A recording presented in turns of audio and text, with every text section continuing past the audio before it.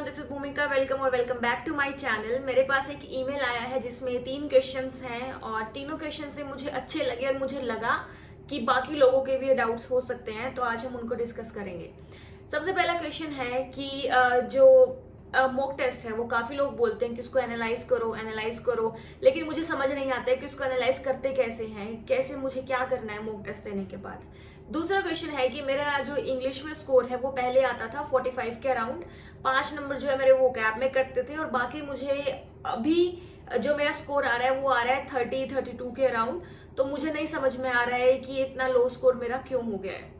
और third question है कि लोग बोलते हैं कि अपने पेपर को हमेशा 3 राउंड्स में कंप्लीट करो, तो मेरे पास तो उतना टाइम ही नहीं होता है, तो फिर मैं कैसे करूं उसको 3 राउंड्स में, और क्या तरीका है उसको करने का।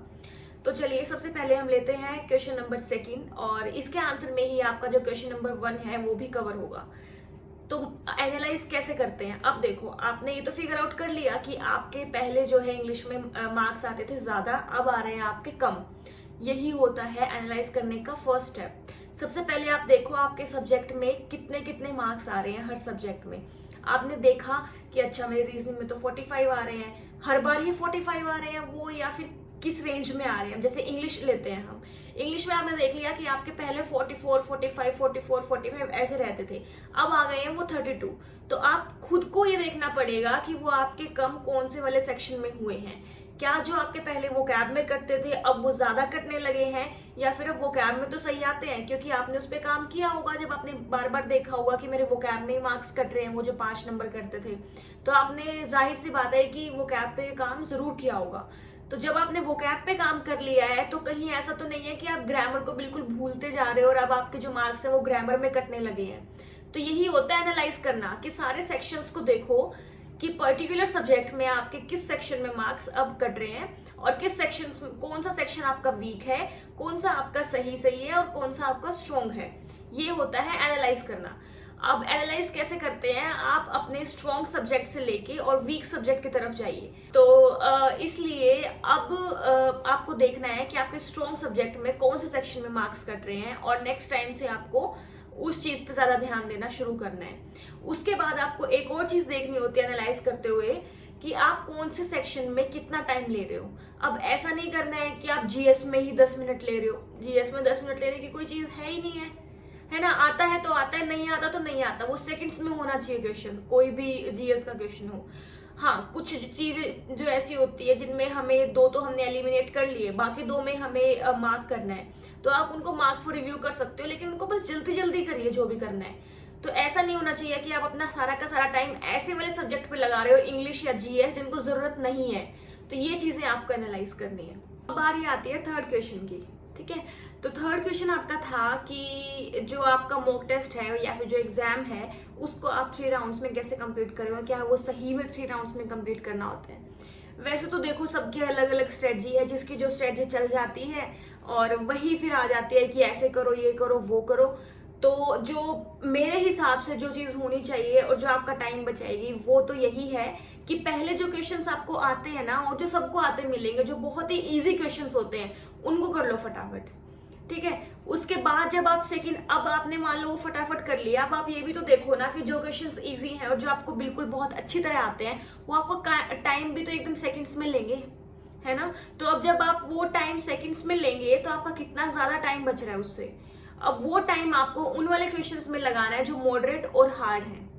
तो ऐसे बचता है टाइम। अब ऐसे थोड़ी ना है कि आप जो फर्स्ट राउंड कर रहे हो आप उसमें अपने 60 मिनट लगा रहे हो, तो फिर ना सेकेंड और थर्ड राउंड के लिए आपको टाइम मिलेगा। ऐसे नहीं होता है। आपको जो इजी क्वेश्चंस है उनको आपको फटाफट करना है। ठीक है, आधे टाइम से भी कम में आपको उनको करना ही करना है। उसके बाद जब आप सेकेंड राउंड में आएंगे तो वो वाले क्वेश्चन उठाएंगे जो आपको पता है कि हाँ आपको आते हैं, लेकिन ये टाइम टेकिंग है। जैसे अगर मैं एग्जाम्पल आपको दूं, तो इंग्लिश की ही अगर हम बात उठाएं तो PQRS जो होते हैं वो मुझे ऐसा लगता है पर्सनली कि वो टाइम टेकिंग है, अगर मैं उनको कंपेयर करूं बाकी इंग्लिश के क्वेश्चन से। ठीक है, और दूसरा जो क्लोज टेस्ट है उसको भी हमें काफी ध्यान से पढ़ना पड़ता है। पहले हमें उसकी ब्लैंक रीडिंग देनी होती है, फिर हमें उसको फिलअप्स में डालना होता है। तो एक बार आप वो भी स्किप कर सकते हो राउंड 1 में। ठीक है। फिर जब राउंड 2 करेंगे आप, उसमें फिर आप इन सबको इंक्लूड कर सकते हैं, ऐसे क्वेश्चंस को जो आपको पता है PQRS हो जाएगा बहुत इजीली। क्लोज टेस्ट भी अगर आपका मॉडरेट सा है तो वो भी हो जाता है इजीली, बस वो टाइम लेता है। तो इसलिए मैं कहती हूँ कि आपको तीन राउंड्स में आपको करना चाहिए। बहुत लोग कहते हैं कि 3 राउंड्स में करना चाहिए, तो यही होती है उसकी जो इसके पीछे की स्ट्रेटजी होती है कि पहले आप सारे इजी कर लो, आपको पता है तो सही होंगे ही होंगे। जब आप मॉडरेट भी कर लोगे उसके बाद आपको पता चल जाएगा कि आप कहाँ स्टैंड करते हो, आपकी कट ऑफ भी क्लियर होगी या नहीं होगी, क्या रह सकता है। और फिर जो हार्ड क्वेश्चंस हैं, जो आपको लगता है कि यार मुझे भी नहीं आते, क्या पता सबको आते होंगे नहीं आते होंगे, उनमें आपको फिर अपना थोड़ा सा टाइम भी देना है, तो ऐसे क्वेश्चंस को लास्ट के लिए रखिए। अगर आपको आप शॉर्ट हो कि आपकी कट ऑफ इनमें ही क्लियर हो जाएगी इजी एंड मॉडरेट में, तो आप ज्यादा मत उनके साथ वो करिए कि नहीं मेरे को करना ही है करना ही। हाँ, टाइम बचा है तो आपको जरूर उनको एक बार ट्राई देना ही देना है, लेकिन आपके पास ऐसे टाइम नहीं है तो उसमें जबरदस्ती आपको तुक्के मारने की कोई भी जरूरत नहीं है। तो इसीलिए बोलते हैं कि 3 राउंड्स में करो, आपका इजीली हो जाएगा। और अगर आपका एक ही फ्लो में आपका हो रहा है तो उससे अच्छी तो कोई बात ही नहीं है। आप टाइम मैनेज कर पा रहे हो तो बहुत अच्छी बात है वो। तो फिर फालतू की इन चीजों पे ध्यान मत दीजिए कि 3 राउंड्स में करना है, 3 राउंड्स में करना है, ऐसा कुछ नहीं है। जो चीज आपके लिए वर्क कर रही है ना, अब वो करो। और लास्ट मोमेंट पे तो चीजें आप करो ही मत चेंज, जैसी आपकी चलती आ रही है इतने सारे महीनों से, आप वही करो। सो यही था इन क्वेश्चन का आंसर्स। अगर अभी भी आपको कोई डाउट है तो फिर से ईमेल कर दीजिए, और अभी किसी अगर और को डाउट है तो आप लोग भी मुझे ईमेल कर सकते हो। I will try to answer, and thank you so much for watching this video.